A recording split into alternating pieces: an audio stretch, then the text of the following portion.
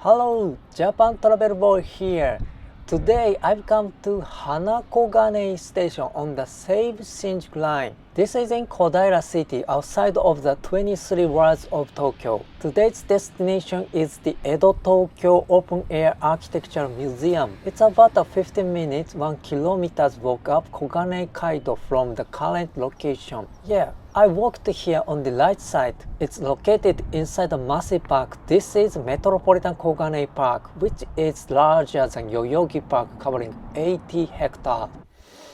Just taking a deep breath makes me feel good. It seems the architecture museum is quite far inside. It only took about 10 minutes from the park entrance. We've arrived. It's an imposing entrance building. Now, what's inside the park? Well, by a rough count, about 30 historical buildings have been preserved here, and you can enter them. In other words, real houses where people lived during the Edo, Meiji, Taisho, and Showa period were disassembled once and brought here. What's interesting is that it feels like I'm suddenly storming into someone's private home. It's like an uninvited visit. You properly enter through the gate entrance, walk through the yard, take off your shoes, and step up into the house. Moreover, unlike modern homes, the realism comes from the faint presence and scent of the real people who used to live here. This one is a building from Taisho 14, which is 1925, exactly 100 years ago. But even now, the design doesn't feel old at all. It's rather something I'd aspire to. And to think it was originally in Bunkyo Ward,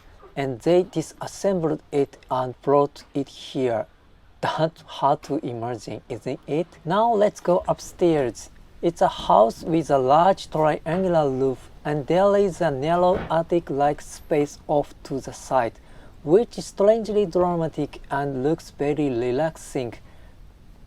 The second floor is a Japanese-style room. Oh, I'm drawn to the veranda. Sunbathing here would feel so good. Since I can't relax right now, let's move on to the next one. Oh, this doesn't look like a residence. What could it be? It's a photography studio, Tokiwadai Shashinjo, that was in Itabashi Ward in 1937. There is something like a reception desk near the entrance, but it also feels somewhat like a living space. The image is a bit different from what modern people imagine a commercial tenant space to be, maybe. Here too, the autumn sun filtering through the tree in November is pleasant. Look at the bathroom. Does that mean it also served as a residence? When I turn around, it's a kitchen. Naturally, there is a proper okama rice pot, not a rice cooker. Wait, where is the essential photography equipment? Is it on the second floor? Oh, it's lovely. Family photos being taken here. A scene naturally comes to mind. In the next room, there is a foot sledge swing machine. This also reminds me of Doraemon's closet home. A big sense of nostalgia that is both real and unreal in my memory wells up inexplicably. Next is the Mitsui Hachiro Uemon residence. As the name suggests, this person was part of the Mitsui Zaibatsu financial clique. It was originally a mansion built in Minato Ward in 1952. I can't imagine what it looks like inside. I keep picturing a temple, but 1952 isn't that old. It feels like a ryokan Japanese inn. It's a two-story building. Yeah, it definitely has the atmosphere of a ryokan or a high-class Japanese restaurant, ryotei. The majority of the first floor is a dining area. We'll go up to the second floor from here. Since it's a residence, there must be living rooms or bedrooms. I spotted a bed. There is another one on the opposite side. Oh, it's a bit small, but for private time, this size is probably more relaxing. Oh, there is an even smaller room, like a corner room. Apparently, it was the mistress's hobby room. How nice! Next, we enter the Dozo Earthen Storehouse, which is connected to the main house by a covered corridor behind it.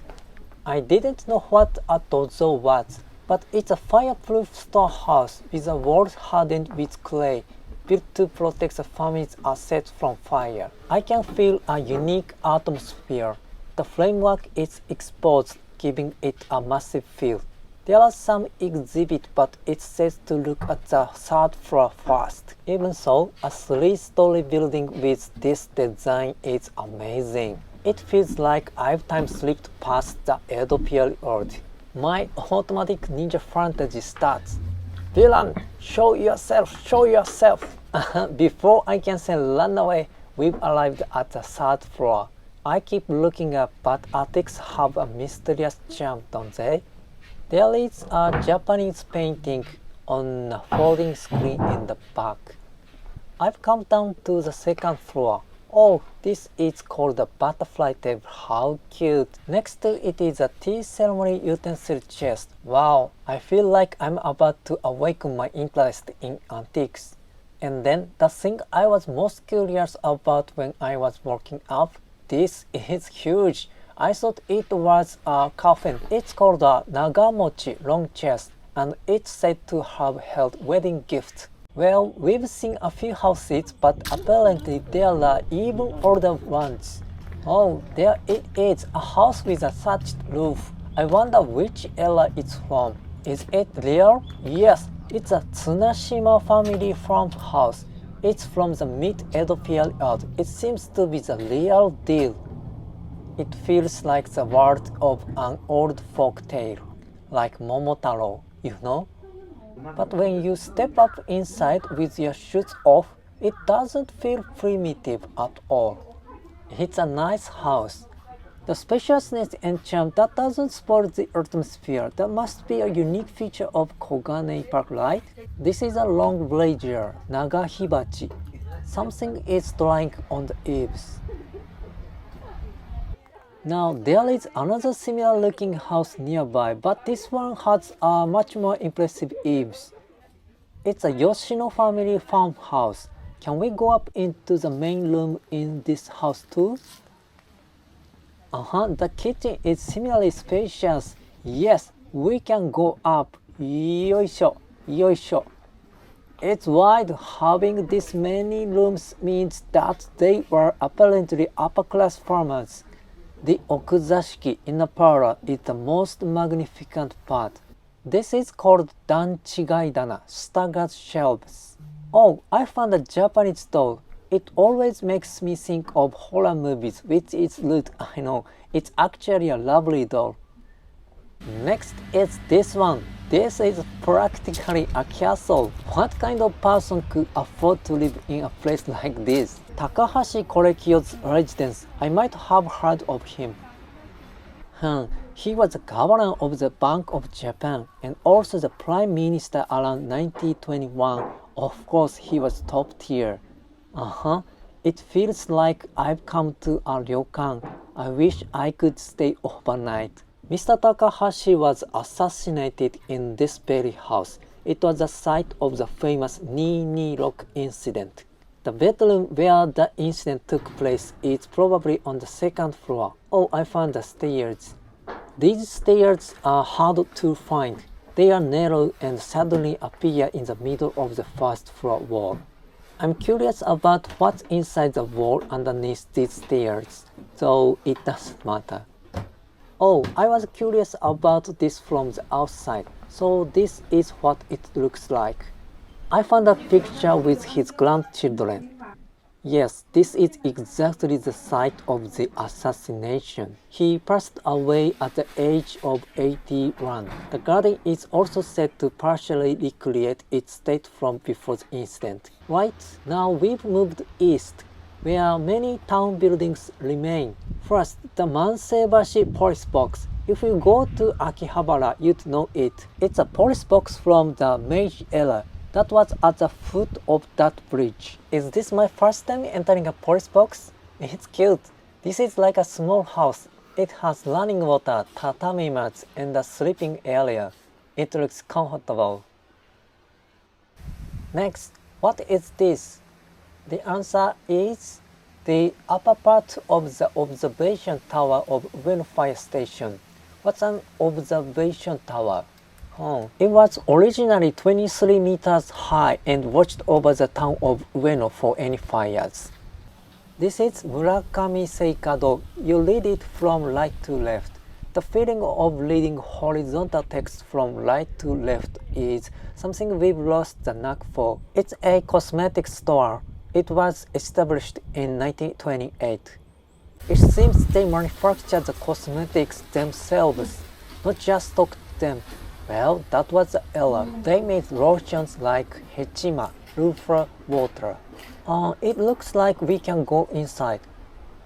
There it is. The process of cosmetic manufacturing is on display.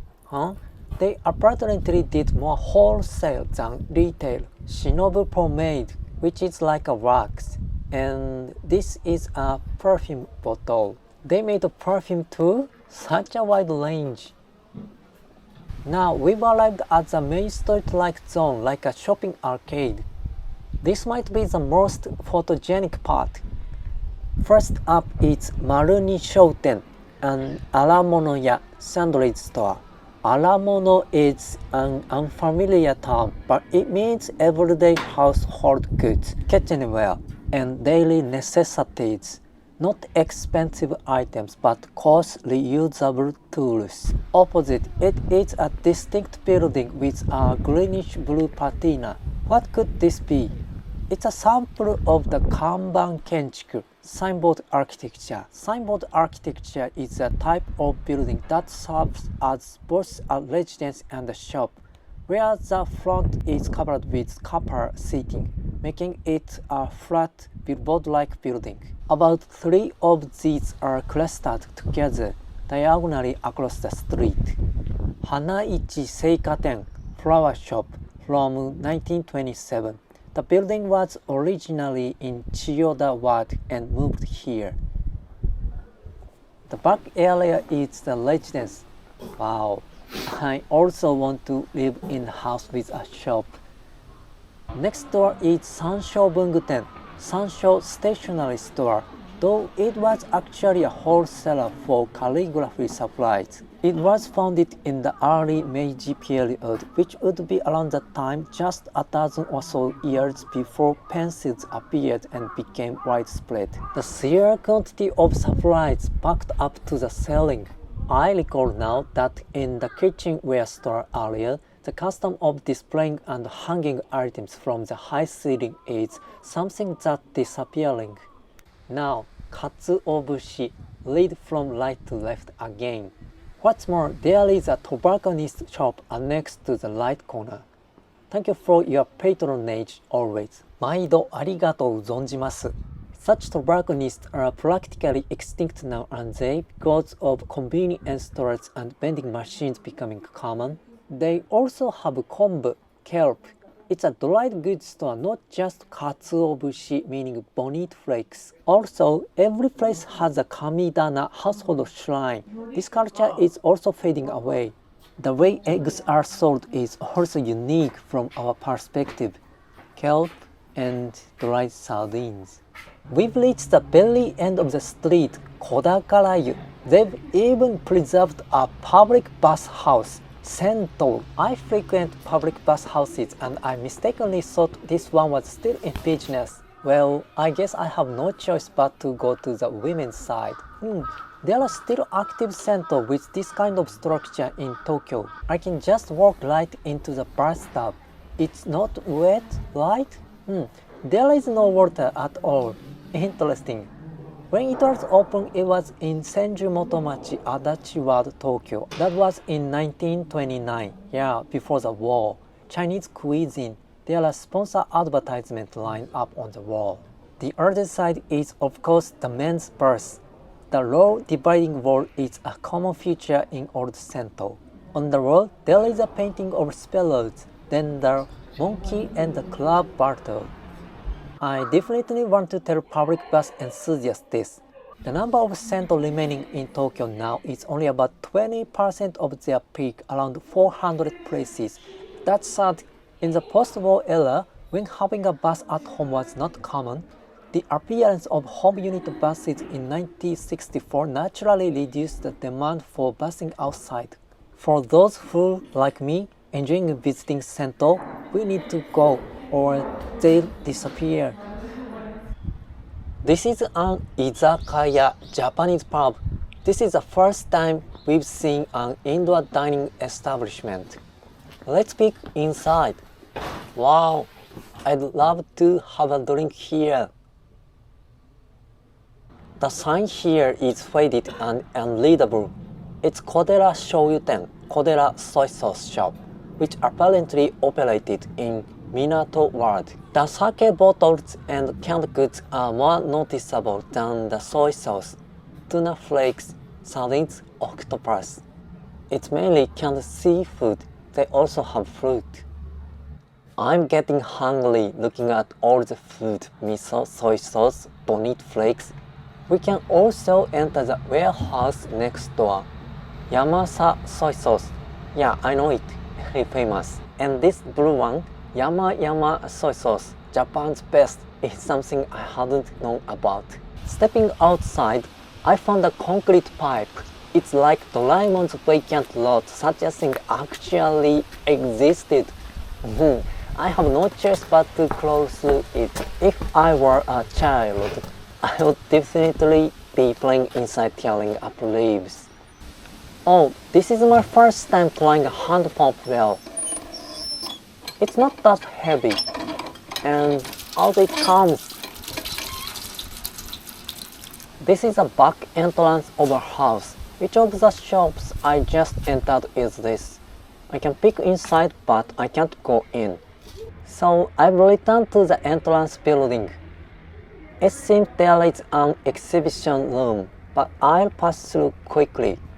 It's more about local history. This area was apparently called the Musashino Province. Yes, I'm done. And all this for only 400 yen. Amazing, I'm getting hungry. So after walking about 30 minutes, I found a delicious looking restaurant just within walking distance. It's an udon specialty shop. I'll have the Nikujiru udon with meat dipping broth. Looks delicious. The characteristic is slightly brownish, flavorful wheat flour. Yes, this is a filling Musashino udon. The noodles are rough and chewy, a heaty type. It's a different lineage from the perfectly white, smooth udon. And with this dining scene, I'd like to conclude today's trip. Please subscribe, like, and leave a comment whatever you'd like. See you on the next trip. Thank you!